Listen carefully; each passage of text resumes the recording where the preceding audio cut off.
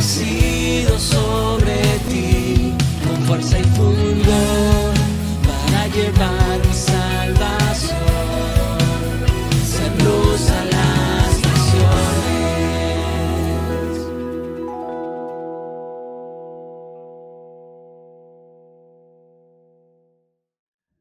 Buenos días, hermanos, ¿cómo estáis? Excelente, gloria a Dios. Esa es la actitud, claro que sí. Bueno, estamos, no sé si excelentes, pero sí con muchas ganas y contentos una vez más de poder estar. Yo, hermanos, cada vez el domingo para mí es un día tan importante donde nos reunimos todos para alabar, para estar juntos, para recibir la palabra del Señor. Yo voy a pedirte que en esta media hora que tenemos por delante, media hora, 35 minutos, no lo sé, pero centres todos tus sentidos y toda tu atención en escuchar lo que Dios mismo quiere hablarnos en esta mañana. Cada vez que subimos a este púlpito tenemos la gran responsabilidad de compartir un mensaje que no es nuestro, es el mensaje del Señor. Por lo tanto, siempre, y así todos lo decimos, venimos con tanto temor y con tanto temblor porque es Dios mismo hablando. Y así debemos de preparar nuestro corazón en esta mañana, no para escuchar a hombre, porque si tuviéramos que escuchar a hombre ya nos vamos directo, sino para escuchar a Dios mismo hablando a través, en este caso, de este hombre o de cualquier hermano que esté compartiendo la palabra del Señor. Bien atentos porque hoy Dios quiere hacer algo nuevo en tu vida. ¿Cuántos creen eso? ¿Cuántos necesitan que realmente Dios haga algo nuevo hoy en ellos? Pues estamos en el mejor lugar, estamos en el mejor momento y estamos frente a la palabra de Dios, frente a Dios mismo. Por lo tanto, eso es posible hoy. Dios es Dios de lo imposible. Lo que no es posible para el hombre, es posible para Dios. Por lo tanto, no sé en qué momento estás, no sé en qué situación estás, no sé en qué momento estás atravesando, no sé cuáles son tus inquietudes, no sé cuáles son tus preocupaciones, no sé cuáles son tus problemas, pero sé alguien que sí lo sabe y es Dios mismo. Dios sabe todo. Nada pasa inadvertido para Dios y Él sabe. Por lo tanto, como Él sabe lo que tú en esta mañana necesitas, disponte realmente, abre tu corazón para que Dios pueda obrar todo lo que Él quiera obrarlo. ¿Lo vas a hacer? Vamos a un texto tan conocido. He ido tantas veces a este lugar donde hoy vamos a ir juntos una vez más. He estado tantas veces allí que no es nuevo, aunque siempre recibo un mensaje nuevo. Y en esta semana el Señor me llevó una vez más a Jeremías capítulo 18. Vamos a ir en esta mañana a casa del alfarero. Lo vamos a hacer como introducción para después compartir lo que el Señor pues ha puesto en mi corazón, pero lo vamos a hacer como introducción. Dice el capítulo 18 del libro de Jeremías, versículo 1. Palabra del Señor que vino a Jeremías diciendo: levántate y vete a casa del alfarero, allí te haré oír mis palabras. Eso es lo que yo esta semana, hermanos, mientras estaba en mi tiempo de oración, en mi tiempo de devocional, yo sentí que el Señor me llevaba a ese lugar porque había un mensaje que Él quería decirme, que Él quería decirnos. Y descendí a casa del alfarero y he aquí que Él trabajaba sobre la rueda. Y la vasija de barro que Él hacía se echó a perder en su mano y volvió y la hizo otra vasija según le pareció mejor hacerla. Entonces vino a mí palabra del Señor diciendo: no podré hacer yo de vosotros como este alfarero o casa de Israel, dice el Señor. He aquí como el barro en la mano del alfarero, así sois vosotros en mi mano, oh casa, luz a las naciones. ¿Cuántos le dan gloria a Dios por esta palabra? Gloria a Dios. Como decía, hermanos, el Señor me llevó porque Él me dijo que había un mensaje que necesitábamos oír. Y a mí me fascina, me encanta esta escena. El Señor le hace ir al profeta allí para que el profeta vea la realidad del pueblo de Israel, la realidad, la condición en la que se encuentra el pueblo de Israel. Y le da un mensaje que es doble. Por un lado tiene un mensaje duro que apunta a un cambio drástico que tienen que llevar a cabo, ahora lo veremos, pero por otro lado le manda un mensaje de restauración, de restitución, de volver a comenzar incluso mucho mejor que antes. Y esta hermosísima ilustración, este hermosísimo lugar donde el Espíritu Santo en esta mañana nos está llevando, lo digo solo como introducción para después ir más directo a lo que el Señor ha puesto, pero nos recuerda 4 cosas, y las digo a nivel solo de título, pero 4 cosas cuando vamos y leemos esta hermosa ilustración de este lugar. Y las 4 cosas, la primera es que nos recuerda de qué pasta estamos hechos. Somos de barro, frágiles, débiles. Y el profeta Isaías dice, y lo dice clamando en un momento donde el santuario había sido consumido, donde la casa estaba desierta, él en medio de esa desesperación, en medio de ese lugar donde la presencia de Dios se había ido a causa de lo que el pueblo estaba haciendo, él clama al Señor y dice, somos barro, tú eres nuestro Padre, tú eres el que nos formaste, así que obra de tus manos somos todos nosotros.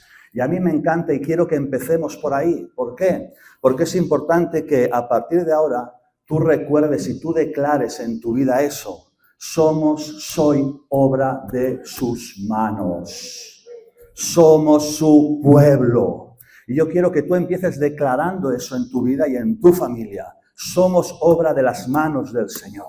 Somos el pueblo de Dios. Y esa es la primera cosa que nos recuerda esta escena. Que somos barro en manos de Dios. Esa es la segunda de las cosas. Ese barro está, ¿dónde? En sus manos. Es muy importante que tú recuerdes eso también. Barro que estamos en sus manos. No es voluntad de Dios que estés en manos de una situación. No es voluntad de Dios que estés en manos de un pasado, de un fracaso, de un pecado, de un diagnóstico. Pon allí lo que tú quieras. Somos barro en sus manos. El mismo profeta anterior, Isaías, hablando Dios por medio de él, dice, he puesto, y nos está hablando a todos nosotros, he puesto tu nombre en las palmas de mis manos. Gloria a Dios. Dice, y delante de mí siempre están tus muros. Y hay otra versión que dice, en mi mente siempre está la imagen de los muros convertidos en ruinas. Wow, esto es fuerte. Así Dios nos tiene en su mano. Así Él está pendiente y Él está consciente de en qué momento y en qué situación estamos atravesando. Nada pasa desapercibido para Dios. Tercera cosa importante que nos recuerda esta escena es que Él trabaja en el torno, en la rueda del alfarero. Claro, Él tiene formas muy peculiares de trabajar.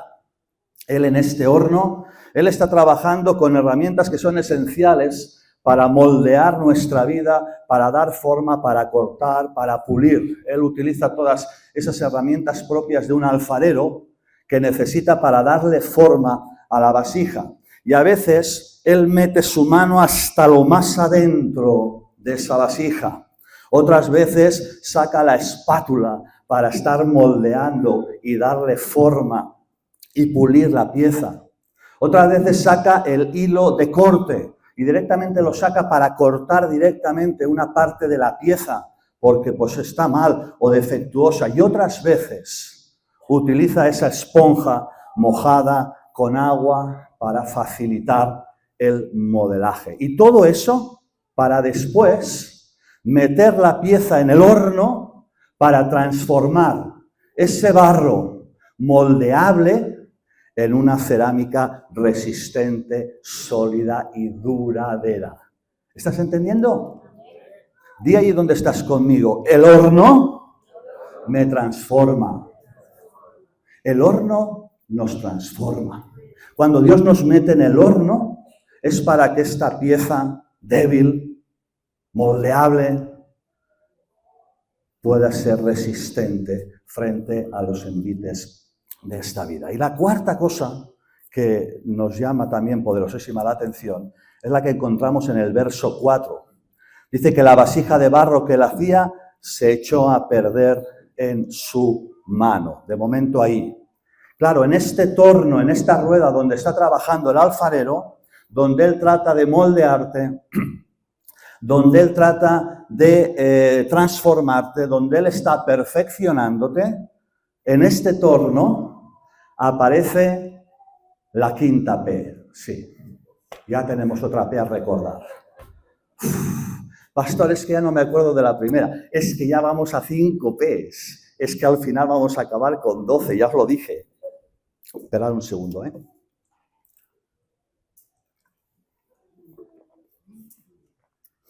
En este torno encontramos la quinta P. Claro, esta P es diferente. Esta P es de otra naturaleza. Esta P no tiene nada que ver con las 4 Ps que ya hemos hablado. Esta es la P del pecado. Y el pecado echa abajo la P de posición. Y en vez de permanecer firmes frente a la prueba y frente a la tentación y frente a las circunstancias de la vida, esta P de pecado echa abajo la P de posición y cedemos terreno al enemigo. Y cuando cedemos terreno al enemigo, el enemigo hace con nosotros lo que quiere. Esta P de pecado echa abajo la P de propósito.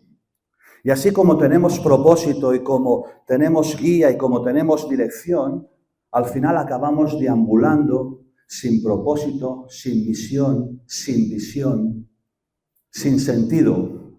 Y acabamos volviéndonos en simples religiosos que simplemente siguen una serie de normas correctas y buenas evangélicas, pero distantes del verdadero propósito que Dios tiene para con cada uno de nosotros. Y eso es lo que hace esta P. La P de pecado evidentemente deshace la P de pureza. Y cuando deshace la P de pureza, nuestros vestidos, nuestras vestiduras santas son manchadas. Y las manchas de nuestras vestiduras nos separan, nos aíslan de la presencia de Dios. Porque sin santidad es imposible tener comunión con Dios. Ya no voy a que no le vamos a ver, voy a mi día a día. Sin santidad es imposible tener comunión y tener relación con Dios. Y claro, y ahí también Allen nos habló, también se deshace esa P de esa perspectiva de Dios. Porque el pecado lo que hace es quitarnos la perspectiva de Dios frente a la situación que estamos atravesando.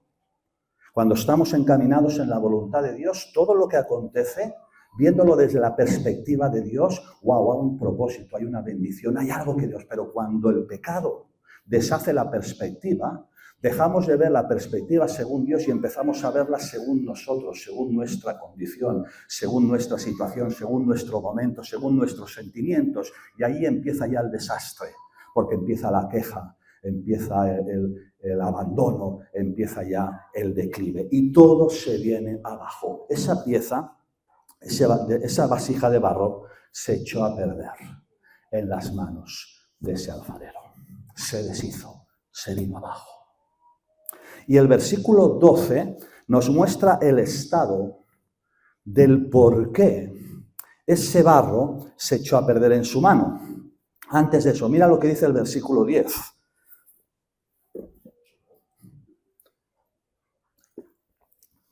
Voy bebiendo para aguantar. Es como esa esponja de agua que necesita el alfarero, pues también yo lo necesito.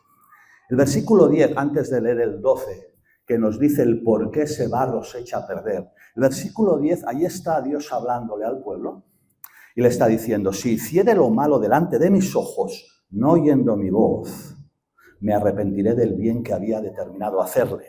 Y el versículo 12, y déjame leerlo en versión Santa Manol, digo, nueva traducción viviente, dice,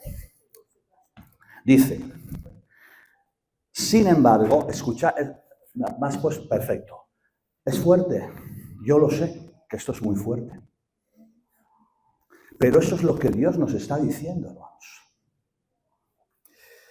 Sin embargo, el pueblo respondió. Bueno, eso es una traducción que viene a ser un lenguaje para que entendamos mejor el texto original, ¿sí? Dice, sin embargo, el pueblo respondió, no gastes saliva. Continuaremos viviendo como se nos antoja y con terquedad seguiremos nuestros propios malos deseos. Y ese es el mensaje duro. Yo dije que esta escena me encanta porque por un lado veo un mensaje duro que requiere un cambio drástico e inmediato, pero por otro lado tenemos ese mensaje, que es el mensaje con el que hoy de alguna forma quiero que nos quedemos, que es un mensaje de restitución, de restauración, de reinicio, de volver a comenzar, de volver a levantarse y de seguir adelante. Y ahí lo encontramos en el verso 4, pero en la segunda parte, que dice, y volvió y la hizo otra vasija según le pareció mejor hacerla. Es decir, que cuando Jeremías está viendo que esa pieza, ese barro, se ha deshecho como consecuencia de lo que ha acontecido, el alfarero, lejos de desecharla, escucha bien, porque el enemigo es lo que te ha tratado de decirte y de creerte, que estabas ya como olvidado, como desechado, lejos de desecharla, lejos de abandonarla, lejos de repudiarla, la tomó. Escucha bien, porque eso es lo que hace el Señor con nosotros en esta mañana. La tomó de nuevo en sus brazos, en sus manos, y la volvió desde el principio a transformar, no en la misma vasija, sino en una vasija muchísimo mejor para la gloria de Dios. Eso es lo que hizo. Y eso es lo que hace el Señor con nosotros. Frente a nuestros fracasos, frente a nuestros pecados, frente a nuestras debilidades, frente a nuestras situaciones. Cogernos y volvernos a hacer. Entonces, ahí está la gran pregunta. Yo quiero que me respondas en esta mañana. Me bastará con un sí o con un no. Dice el Señor, ¿no podré hacer yo de vosotros como este alfarero, iglesia de Almaselles? También me vale el amén. No podré hacer yo, dice el Señor, con vosotros, como hizo ese alfarero. Por supuesto que sí. Hay una cosa importante, no olvidemos una cosa, un paréntesis. Vamos a 2 de Corintios, capítulo 4, verso 7. Porque hay una cosa que no quiero que olvides y que lo tengas muy presente. No olvidemos que somos barro. Es verdad, somos barro. Somos frágiles, somos débiles. Pero escucha bien, Escucha bien. Somos barro, pero portamos un tesoro de un valor incalculable y eterno en nuestras vidas, en nuestras manos. Porque aunque somos barro, somos portadores de un tesoro eterno que nos ha sido dado no por nosotros mismos, sino que nos ha sido dado de Dios mismo. 4:7 dice, pero tenemos este tesoro, verso 6, porque Dios que mandó que de las tinieblas resplandeciese la luz, es el que resplandeció en nuestros corazones para iluminación del conocimiento de la gloria de Dios en la faz de Jesucristo. Y dice, pero nosotros tenemos este tesoro en vasos de barro para que la excelencia del poder de Dios sea de Dios y no de nosotros. Es decir, somos de barro, pero portamos un tesoro de un valor incalculable y eterno dado por Dios. ¿Qué tesoro es eso, hermanos? La luz resplandeciendo en medio de las tinieblas. Ese es el tesoro enorme, eterno, valiosísimo, que portamos y llevamos puesto en manos, en vasos de barro. Guardemos, cuidemos bien ese tesoro que nos ha sido dado de Dios. Como Dios nos conoce y como no podemos escondernos de Él, Él sabe que como llevamos este tesoro de este incalculable valor, necesitamos ponernos en la rueda del alfarero. Necesitamos ponernos en el torno del alfarero. Y en esta mañana se hace imprescindible que nos coloquemos en esa rueda, en ese torno, reconociendo nuestra dependencia del Señor. Es imprescindible que nos coloquemos en esa rueda reconociendo nuestra necesidad del Señor, para que el Dios Todopoderoso, el alfarero divino, el alfarero eterno, meta sus manos amorosas trabajando en nuestro corazón, no es externo, es interno, trabajando en nuestro corazón, en nuestra situación, en nuestra necesidad, perdonando nuestros pecados, sanando nuestra alma y trayendo paz a nuestra mente. Eso es lo que quiere Dios. Y es por eso se hace imprescindible y por eso se hace necesario en esta mañana no salir de este lugar sin meternos en la rueda del alfarero para que las manos gloriosas de Dios trabajen en lo íntimo, en lo oculto, en lo que solo Dios puede estar obrando. No es externo, es interno. Y eso dirás, ¿y cómo se puede llegar allí? ¿Cómo es posible? Quiero hablarte rápidamente de tres cualidades de la esencia de Dios que todos sabemos. No os voy a descubrir nada nuevo. El Evangelio es el Evangelio. Y el Evangelio son las buenas noticias. Y eso es lo que estamos viendo, que frente a ese torno tenemos las buenas noticias del Evangelio que se pueden resumir, y podríamos mencionar más, pero yo solo voy a hablar de en estas tres palabras. Primero, gracia, la gracia de Dios. Gracia de Dios. ¿Y qué es gracia? La gracia, el término gracia significa un favor o un beneficio que se recibe sin merecerlo. ¿Sí? Ese es el término gracia. Recibimos un favor, recibimos un regalo, recibimos un beneficio, algo sin ningún tipo de merecimiento. Yo, como la inmensa mayoría de vosotros, estoy trabajando en la empresa por las mañanas y yo tengo mi nómina.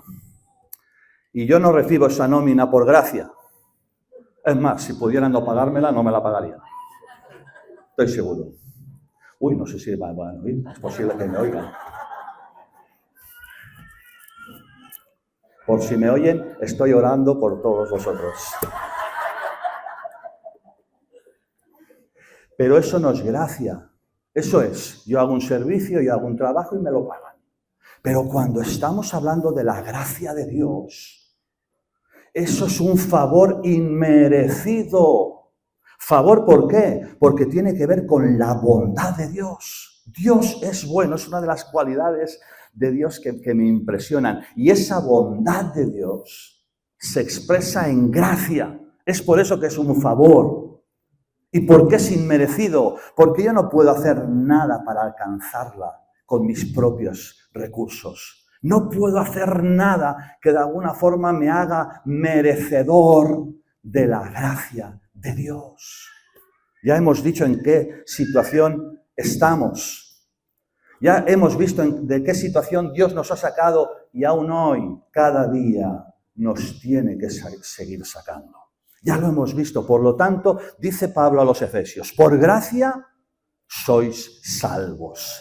No es por vosotros, no son las obras. ¿Para qué? Para que nadie se gloríe, que nadie se piense que es el number one, la mejor persona que hace merecedor. Ninguno de los que estamos aquí somos merecedores de la gracia de Dios. Por lo tanto, nada podemos hacer, por muy bonito que suene, por muy bonito que sea, por muy evangélico que parezca, nada podemos hacer para ganarnos la gracia de Dios. La gracia de Dios es un favor inmerecido como respuesta de la bondad de Dios. Entonces, la obra más importante de la gracia de Dios en beneficio nuestro es que Dios, el Señor, siendo Dios, se despojó de su gloria, vino a esta tierra a morir en la cruz del Calvario por todos nosotros. Esta es la mayor expresión de la gracia de Dios sobre la vida humana, sobre la humanidad, sobre cada uno de nosotros. Tengo a los niños que están orando por mí y estoy sintiendo la gloria de Dios. Y así debe continuar siendo, no lo saquéis.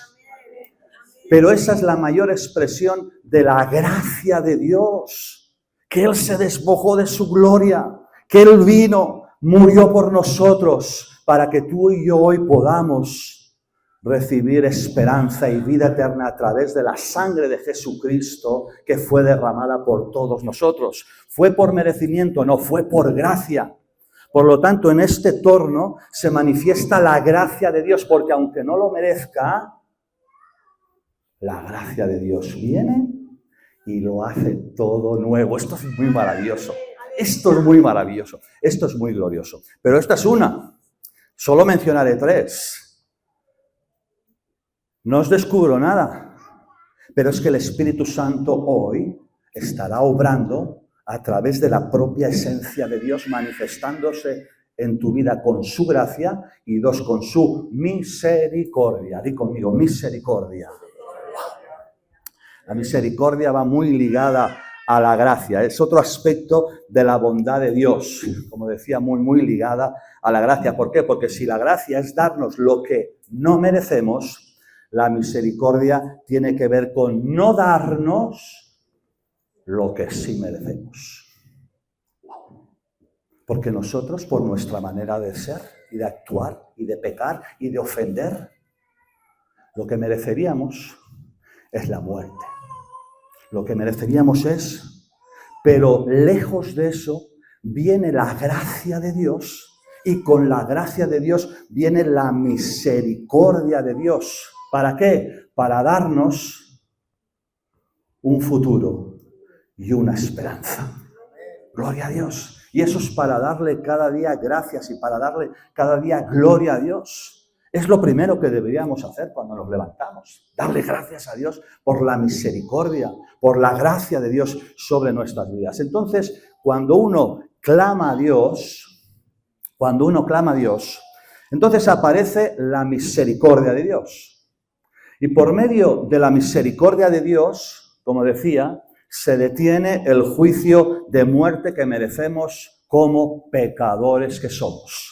La obra de Cristo, Cristo cargó con todos nuestros pecados, cargó con nuestra culpa. Él es nuestra justicia. Y por medio de su sangre es que somos limpios de todo, dilo otra vez, de todo pecado. No hay pecado tan grande que el enemigo te está acusando y te está diciendo, pero tú, no hay pecado tan grande que Dios no pueda limpiar si tú clamas en esta mañana al Señor. No lo hay.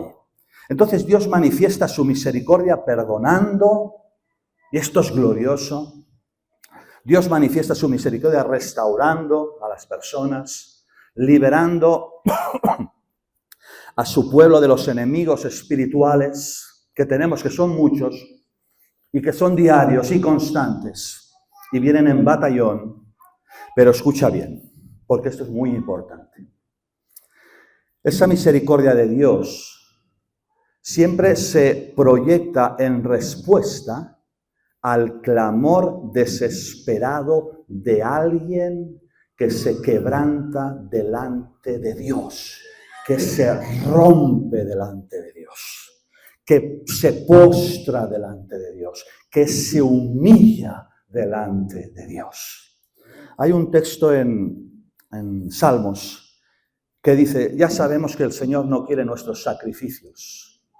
Cuando hablamos de sacrificios, estamos hablando de aquellas cosas que pensamos que por las cuales Dios nos va, ya lo hemos hablado antes. Pero hay un sacrificio que sí Dios desea, que sí Dios quiere y que sí Dios exige y demanda de cada uno. Y es un sacrificio precisamente porque es un sacrificio. Porque cuesta. Entonces, Salmos 51, 17 dice, el sacrificio que si deseas es un espíritu quebrantado, tú no rechazarás un corazón arrepentido y quebrantado, oh Dios. Ese es el tipo de sacrificio que Dios está demandando. Entonces, frente a la situación, necesitamos quebrantarnos delante de Dios, necesitamos humillarnos delante del Señor, necesitamos romper delante de Dios, humillarnos para que la gracia y la misericordia de Dios venga sobre nuestra vida y se lleve a cabo la tercera cualidad de Dios, del Señor, que en esta mañana quiero hacer mención, y es, como no, el perdón de Dios. ¡Wow! El perdón de Dios. Díselo a que está a tu lado. A lo mejor tienes que pedirle perdón por algo, aprovecha. El perdón de Dios. ¿Y cómo se recibe? Hermanos, esto es el evangelio puro y duro, las buenas noticias. ¿Cómo se recibe el perdón de Dios? Confesando los pecados, evidentemente. Necesitamos confesar los pecados. Lo dice Juan, ¿verdad? Si confesamos nuestros pecados, Dios es fiel y justo para perdonar nuestros pecados. Así que lo primero, obviamente, es expresar y reconocer lo que hemos hecho mal, nuestras ofensas delante de Dios, decírselas a Dios. Él ya sabe, Él ya conoce, pero necesitamos confesar nuestros pecados. Pero no es suficiente la confesión de nuestros pecados. Necesitamos arrepentirnos. Dirás, pastor, eso es lo mismo. No, no es lo mismo.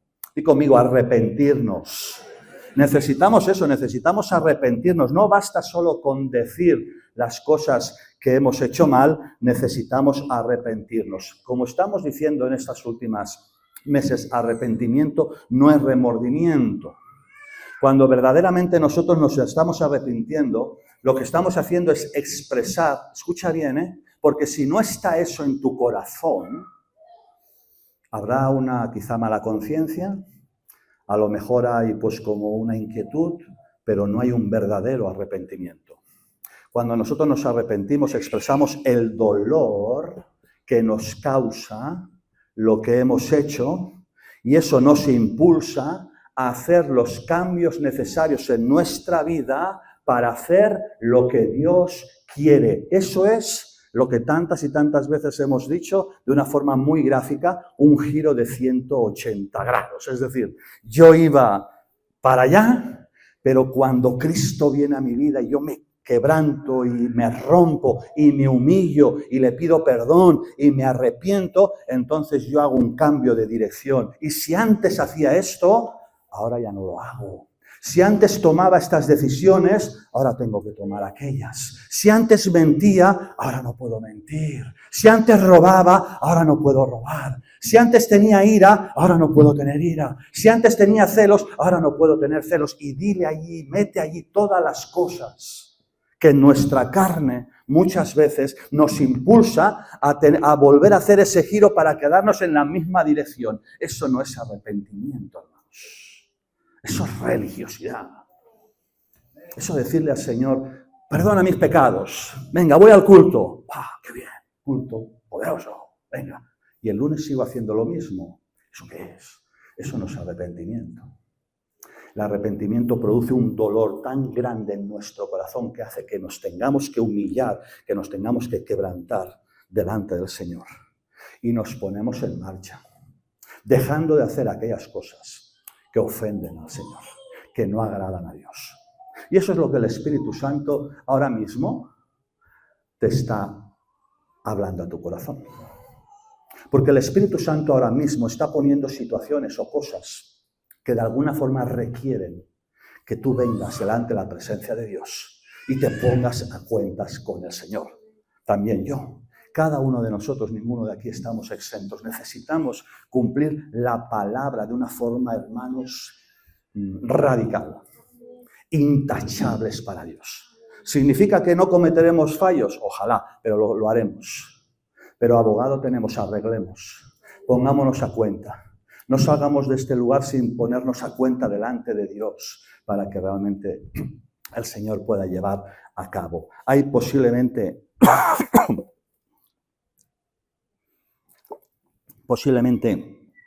hay hermanos que es posible que estén atascados por pecados no confesados. Es posible.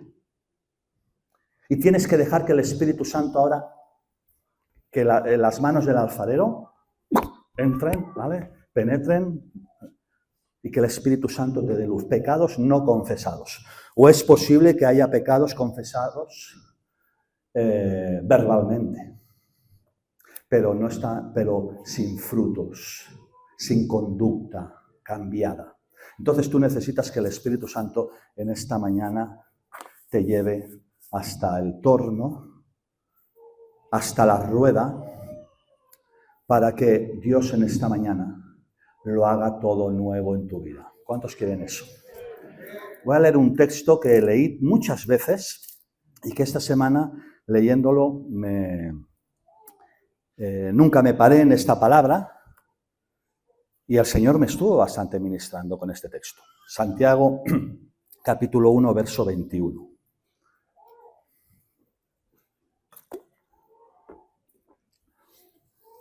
Dice: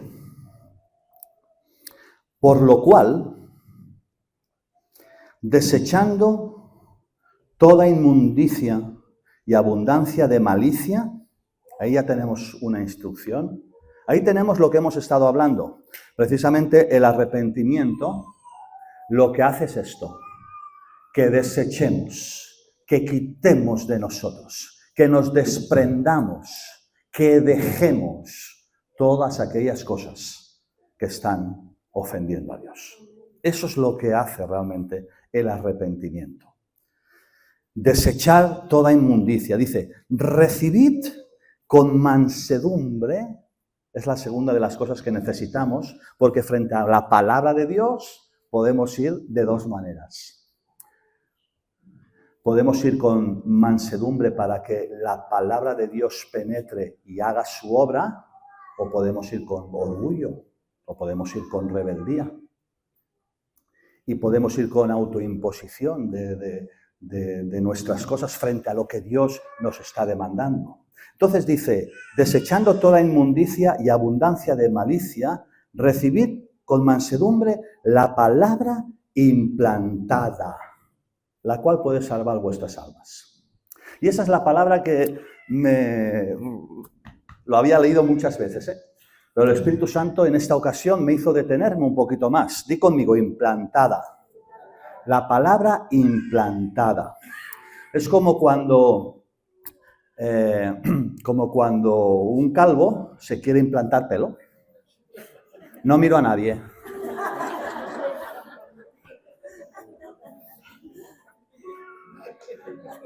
Hablábamos de eso hace unos días, me parece, ¿verdad? Sí. Hay empresas en Barcelona, para los que queráis, que me parece que lo hacen. Es como el que quiere implantarse pelo en su cabeza. Es una intervención quirúrgica, ¿sí? Que lo que hacen es coger pelo y lo implantan. Y esa es la manera en la que se aseguran, pues, acabar de una forma definitiva y permanente con la calvicie. Porque hay otros tratamientos, pero no son permanentes. Pero este sí lo es. Entonces, la única manera de acabar con ese problema de calvicie es implantar, o sea, es decir, meter dentro pelo que después cae, pero después crece. No, pero con el que se asegura de que ese pelo ya, pues, lucirán después melenas. ¿Sí? Hermanos, la palabra, ahora piensa bien en eso, la palabra implantada. Piensa un poco en eso, porque evidentemente no estamos hablando de oír la palabra, no estamos hablando de una palabra que ahora oyes, estamos hablando de una palabra que al oírla, la implantas en tu corazón y en tu mente, por lo tanto, forma parte de ti.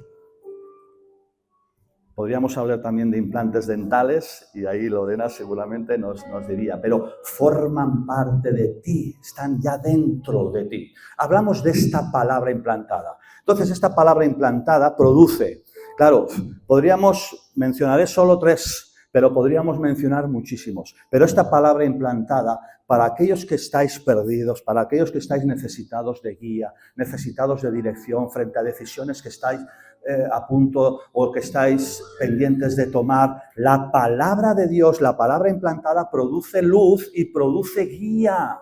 Porque es lo que dice, tu palabra es una lumbrera que alumbra mis pies. Es una luz para mi camino. Esta semana, empezó el domingo, estaba en otra iglesia, en un evento de investidura pastoral y empezó allí, pero se me tapó por completo el oído para más. O sea, yo tengo una larga lista de cosas. Se me tapó. Y entonces esta semana fui al médico y el médico me dijo, me miró con el otoscopio y me dice, tienes un tapón. Vale. Salió el tapón. Pero el tapón estaba tapando otro problema superior, porque quitado el tapón, el problema continúa y es una otitis. ¿Qué quiero deciros con eso?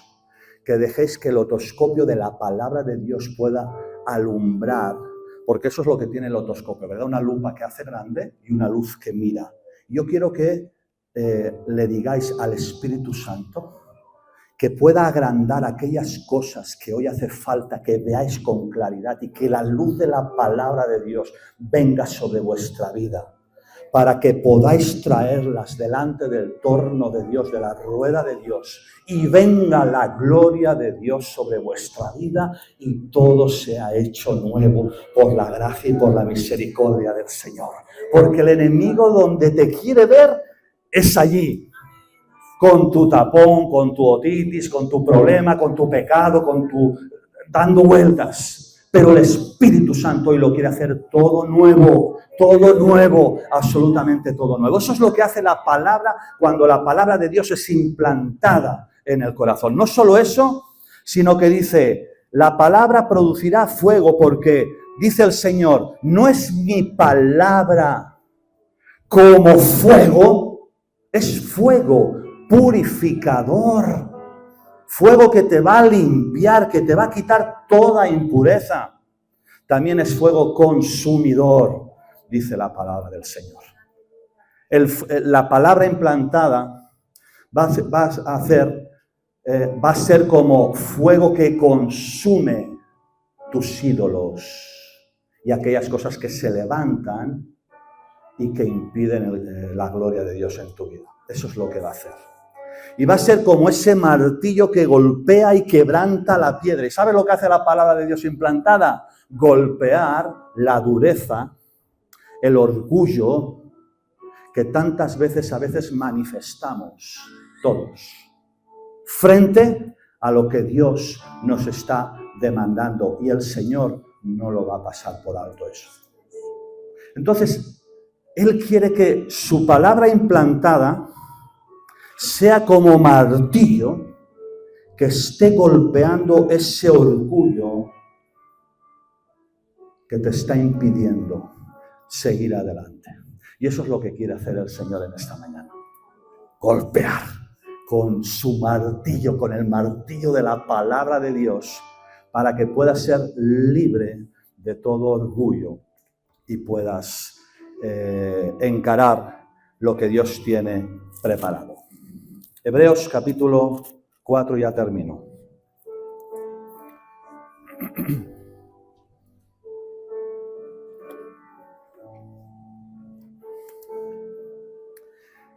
La palabra de Dios 4:12.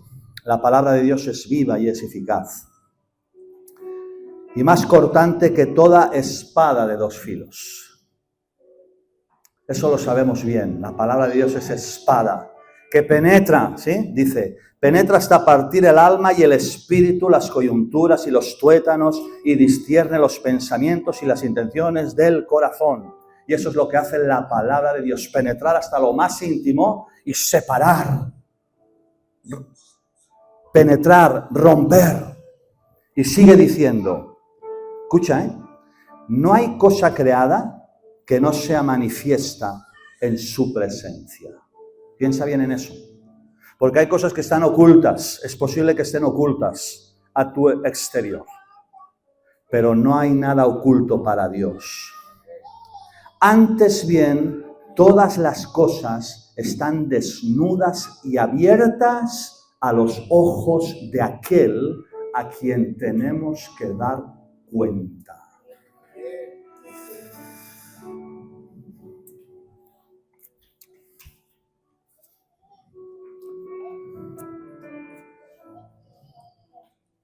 Se me ponen los pelos de punta de pensar que podamos pretender avanzar y seguir adelante ajenos a lo que Dios nos está demandando y pidiendo en esta mañana. Por lo tanto, no podemos dejar pasar inadvertida la palabra del Señor en esta mañana, para que nos pongamos delante del trono de Dios y podamos traerle nuestra vida, nuestra situación, porque todo está abierto para Él. No hay nada oculto que Dios no sepa. Y Él no desprecia al corazón que se humilla y que se quebranta.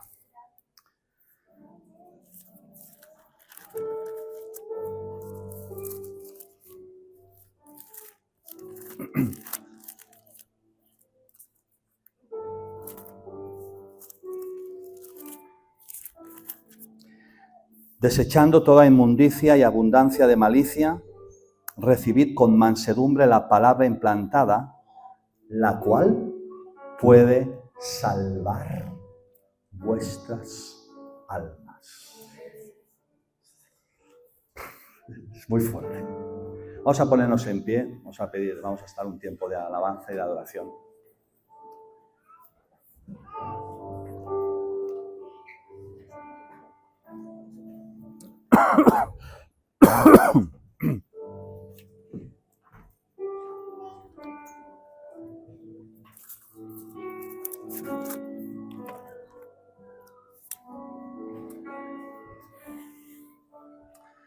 Mientras estamos cantando y adorándole al Señor, cierra tus ojos, por favor, si quieres. Ponte en comunión delante del Señor y deja que el Espíritu Santo, como decíamos, ese otoscopio, pueda mirar lo más íntimo, lo más profundo, lo que está más escondido, lo que tú y Él sabéis, que hoy tiene que ser traído a la presencia del Señor. Él pone la luz y te da promesa en esta mañana. Él va a hacerlo todo nuevo. Su gracia no la puedes alcanzar por ti mismo. Es la gracia de Dios, es la bondad de Dios. La misericordia viene cuando uno le clama a Dios con todo su ser y con todo su corazón. Y cuando uno hace eso, viene el perdón de Dios. Y con el perdón de Dios viene la restauración de Dios. Donde todo ya es hecho nuevo. Yo quiero pedirte que tú levantes tu mano en esta mañana si tú necesitas venir al trono de Dios en esta mañana. Y con tus manos alzadas allí donde estás, deja que el Espíritu Santo ahora te alumbre para que tú puedas en tu intimidad, en tu momento único y personal, en esta mañana, pedirle perdón a Dios por tus pecados. Y pedirle al Espíritu Santo que Él te dé el poder para cambiar aquellas cosas y aquel rumbo y aquella dirección, dando fruto de arrepentimiento que le dé gloria y que le dé honra al Señor. En esta mañana hay vasijas que están rotas, deshechas por varios y diversos motivos. El enemigo quitó, robó, destrozó, pero el Señor hoy quiere hacerlo todo nuevo en tu vida y en tu familia. Y si tú quieres y crees esto, no te vamos a preguntar cuáles son, porque eso es una cosa tuya directamente con el Señor.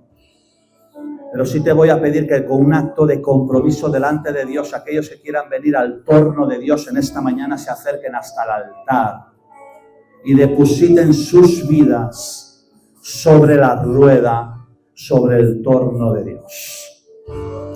No vamos a estar demasiado. Si el Espíritu Santo te está hablando, si el Espíritu Santo te está inquietando en esta mañana, obedécele al Señor. Tráele tu vida. Dispón tu vida para que realmente Dios pueda hacerlo todo nuevo en esta mañana, mientras estamos alabando y mientras estamos adorando el nombre del Señor.